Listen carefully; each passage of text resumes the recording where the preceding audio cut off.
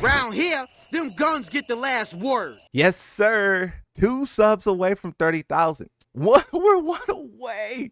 One away. This has been a wild journey, bro. I had a lot of ups, a lot of downs, a lot of chaos, but here we are. 30,000. This is a tweet that came in very late and I missed it on the last stream. It says Tekken 8 Season 2 update has some pro players and streamers threatening to quit the game unless it gets reverted or hotfixed. Steam reviews have plummeted, with recent reviews being mostly negative. The day 1 ended at 841 and day 2 is already at 684. That's a lot of negative reviews. Misplay Stuff says, please stop victimizing the game like it's a person with feelings. It's a product that is there for our enjoyment. We are the consumers who paid for the game that changed for the worse. If we do not like the direction, we are allowed to give a negative review on it. Just like you're also allowed to like it and give a positive review. Everyone who is getting mad at players for tagging the developers, why? They literally are saying right here, send your opinions and criticisms to us. Do you know that one meme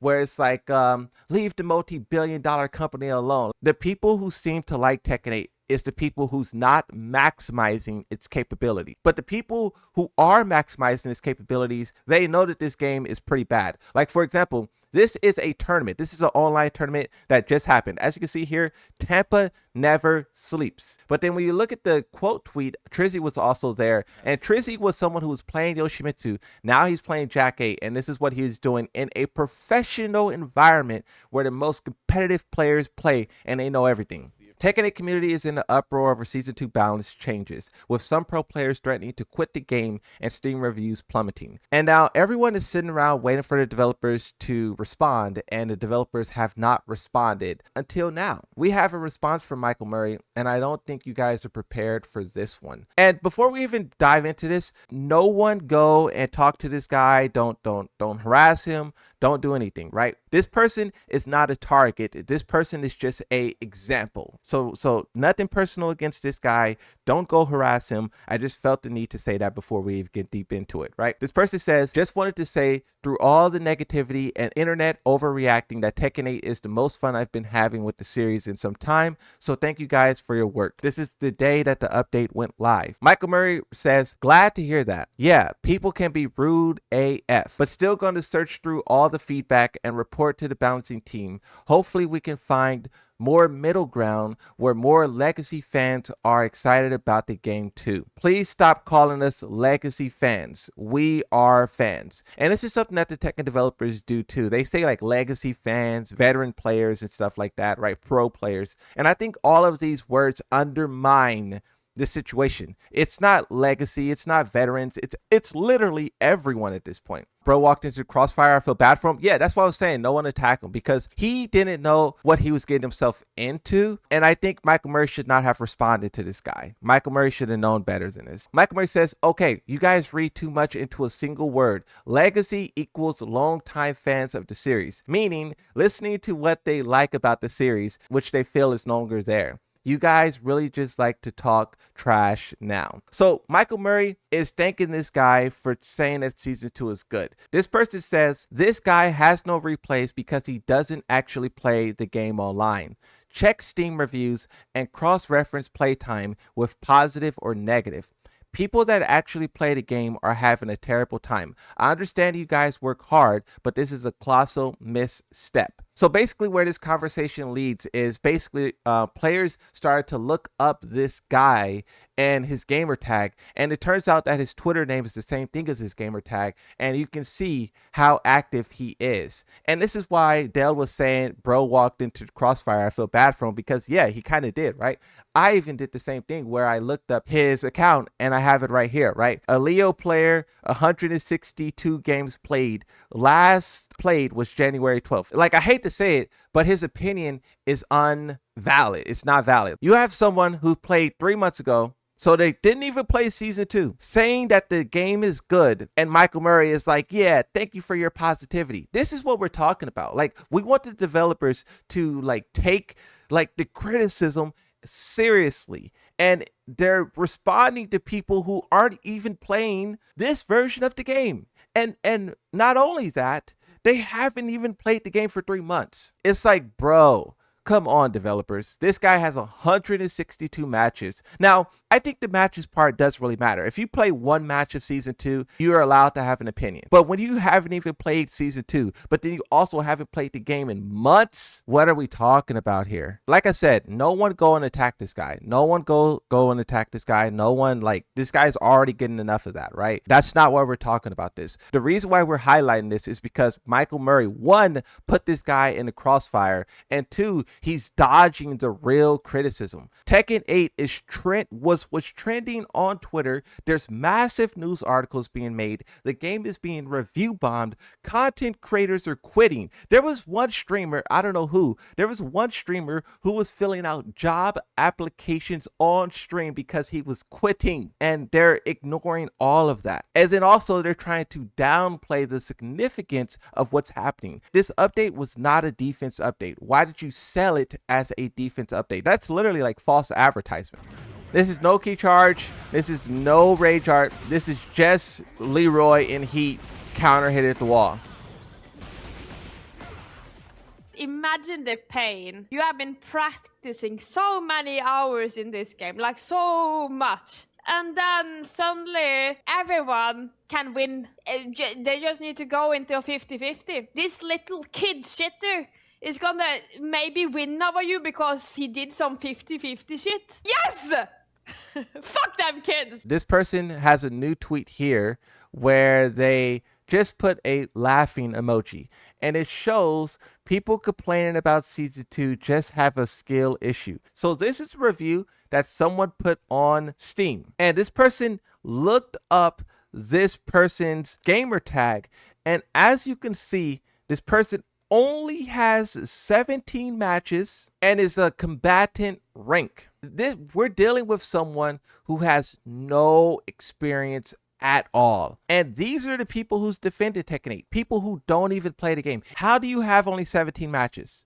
The rank doesn't matter. I'm not really tripping off the blue rank. The blue rank, whatever, right? But 17 matches show that you aren't even playing the game. The developer said, we were going to put defense in the game. You update your game and you find out that defense has been restricted and offense has been buffed. Pro players' reaction is this. Give a nigga a break. How much more can I take? Give a nigga a break. So Arslan says, I think the first thing they should do is make heat something that's earned, not given. There should be a heat meter that tracks progress. Every character should have a limited number of heat use per match, say 2 or 3. Depending on match length, the heat meter should also fill up faster based on heat gauging moves. This would also solve a lot of issues like heat and chip damage and even 50-50s, which mostly even happen when people are in heat. If heat was something that you earn, people would use it more carefully, and that would make the game more enjoyable, so we can play Tekken and Tekken 8 at the same time. Let's stop there and say I agree. If they want to make rage arts something that is not earned, then rage arts should be restricted like Mortal Kombat. In Mortal Kombat, you cannot spam that every round. But then also heat being earned, I was against this idea at the start of the game. I thought heat being available at the beginning of the match would help player expression, but I was wrong. I see now that heat being ready and available is hurting that expression.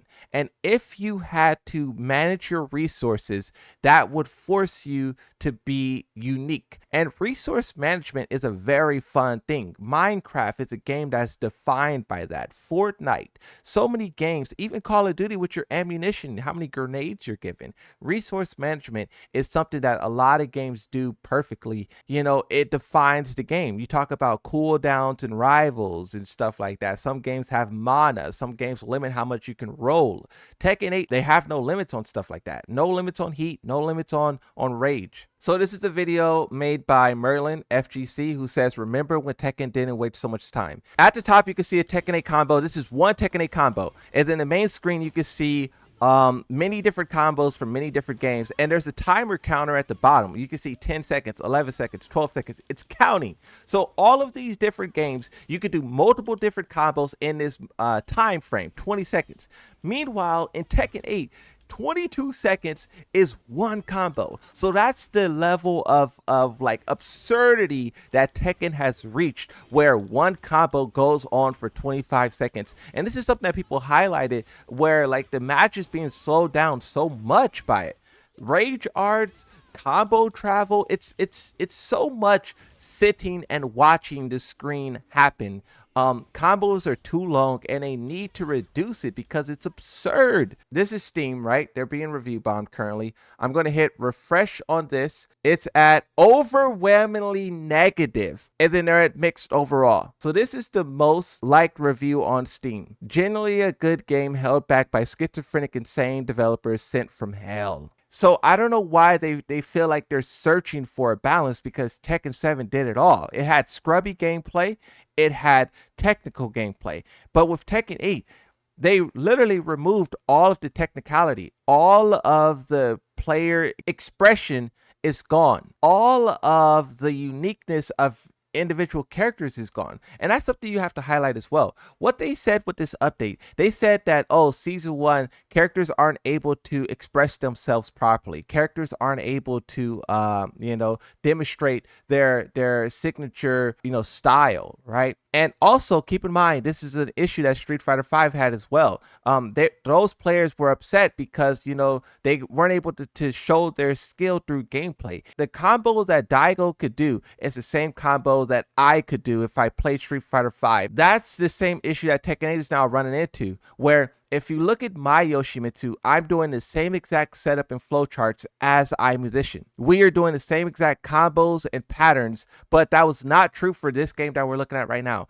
Tekken 7, there was very few people who could do what iMusician was doing. And that's because he had so much more skill and knowledge and understanding, and he was able to express that. But at the same time, that doesn't mean that me, the Moonsault Slayer, a Yoshimitsu with far less skill, that doesn't mean that I wasn't able to do this. I was able to craft my own style, my own skill. I was able to take lessons from iMusician. I was able to take lessons from this, take and apply that and define my own style of Tekken. And with Tekken 8, that's not existent. That sense of learning and that sense of growing, that sense of understanding, it's literally gone. Hey, thanks for the dono. It's not much, but salute for the coverage. No problem, bro. Thank you. I appreciate it. I appreciate everyone,